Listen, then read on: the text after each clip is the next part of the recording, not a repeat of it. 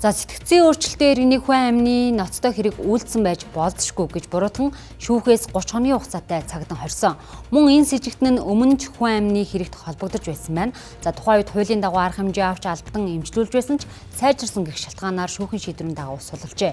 Гэтэл энэ иргэний сэтгцийн өөрчлөлтөө байсан талаарх мэдээлэл хороо болон өрхийн эрүүл мэндийн төвд байхгүй. Хувь хүний эмзэг мэдээлэл хэмээн нууцласан нь энэ хэрэг гарахад нөлөөсөн байж болзошгүй маа.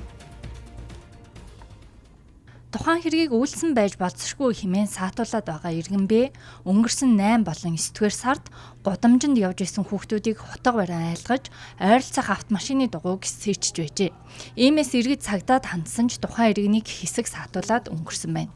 Хэрвээ тухайн үед зохих арга хэмжээг авсан бол өнөөдөр нэгэн гэрвэл 9 минут байх байлаа. Тэгвэл дахин ийм хэрэг гарахаас сэргийлж төрийн анхан шатны нэгж ямар ажил хийх вэ гэдэг асуудал сөхөгдөж байна. Сэтгцийн өөрчлөлттэй иргэн гэмт хэрэг үлдэхгүй гэх баталгаа байхгүй байгааг бодиттой адил харуулж байна. Үүнтэй холбоотойгоор аль нэг хорооны нийгмийн ажилтан ийм эрсдлээс сэргийлж хорооныхаа хэмжээнд байгаа сэтгцийн өөрчлөлтөө иргэдийн мэдээллийг авъя хэмээн сэтгцийн эрүүл мэндийн үндэсний төвд хандахад хувь хүний нууцтай холбоотой асуудал учраас мэдээлэл өгөх боломжгүй гэх тайлбарыг хэлжээ. Тэгвэл энэ нь нэг талаас хувь хүний нууцтай холбоотой асуудал ч гэлээ нөгөө талаас олон нийтийн эрүүл аюулгүй орчинд амьдрах эрх зөрчигдөж байгаа юм. Иймээс хууль эрх зүйн орчинд өөрчлөлт хийх шаардлагатай байгааг бодиттой адил харуулж байна.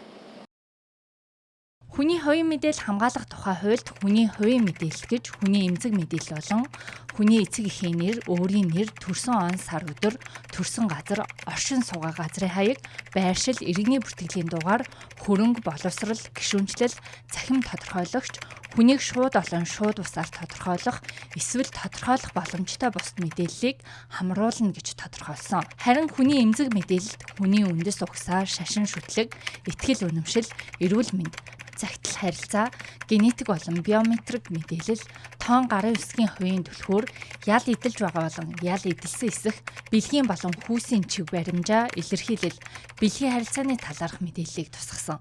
Хүний эмзэг мэдээлэл нь хувь хүний нууцад хамаарна. Тэгвэл төрийн байгууллага мэдээлэл цуглуулах, боловсруулах, ашиглахдаа тухайн мэдээллийн эзний зөвшөөрлөөр эсвэл хуульд заасан үндслээр мэдээлэл авах хэрэгтэй байдаг байна.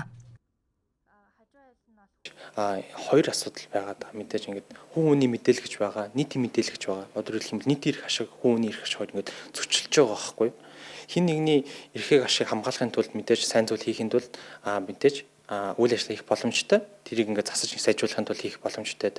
Гэхдээ нөгөө цалт нэг эрхний хүний эрх ч гэсэн эрх чөлөө тэрийг хамгаалах хэрэгтэй нарийн зохицуултууд байгаа. Тэгээд тухайн мэдээллийг алдагдсанаар ямар эрсдэл учрах вэ гэдгийг маш сайн тодорхойлж үйл ажиллагаа хийх хэрэгтэй байна. Тэнгүүт одоо жишээлбэл манай та бүхэн мэдчихэл байгаа.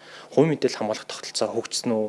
Байгууллагууд ялангуяа төрийн байгууллагууд иргэнийхээ мэдээллийг хамгаалж чадж байгаа юу гэдэгтэй жоохон эргэлзээтэй тийм их асуудал байна. Гэтэ хамгийн гол нь мэдээж энэ харилцааг зохицуулна гэдэг бол хуулийн зохицуулт юу нь бол байх хэрэгтэй.